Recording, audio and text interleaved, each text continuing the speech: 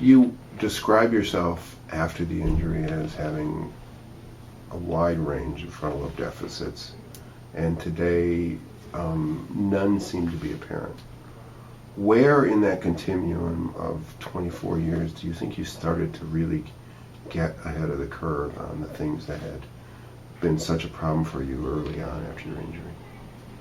Maybe after I went to school for occupational therapy, because I went back to college for occupational therapy after the injury.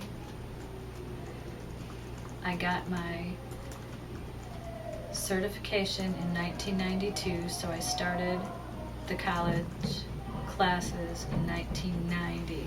So I'm thinking then, when I started studying and paying more attention to brain injury and what happens with brain injury, is when I was able to overcome my deficits or learn compensatory strategies, or like I was talking to my girlfriend Robin, and we were discussing, she was saying, I don't remember, how long did I live without you? How long did we live together? And I said, all right, gosh, I don't remember either, but let's look at this way. I got married in 1989, and this happened in 1988, and this happened in 1986, so what we were discussing happened somewhere between so backwards chaining, that kind of thing, I learned in college. So would you say that your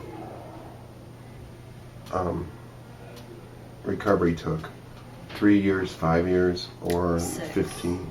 6 years. 6 years. Why do you use 6 years? Because that's when I graduated from college with my occupational therapy degree.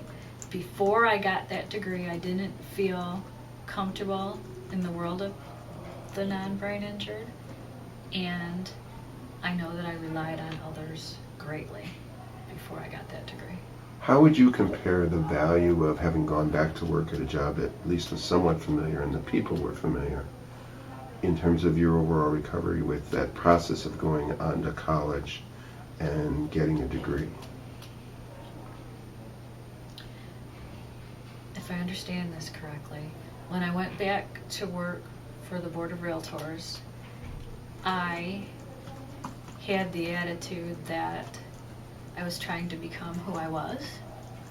And when I went back to college for my occupational therapy degree, my complete attitude was that I was going to become someone, but not that prior person. And I just thought that, and that makes a lot of sense. I think that's my turning point. You tell the story today of someone who has had a remarkable recovery from what, frankly, is probably a more serious injury than you even understand, based on the length of your amnesias, both before and after. What is it you feel today is your residuals from the brain injury? I think the pain that I feel every day from my arthritis. I get tired very easy. Like when we're done with this, I know I'm going to go home and take probably a 2-hour nap. Fatigue is probably the hugest. I did get my driver's license back, and I have driven for about 20 years, and I've driven very long distances, but it's been like the last 2 years that I don't drive unfamiliar roads anymore. I pay someone to drive me, and I don't drive at night because I get too tired.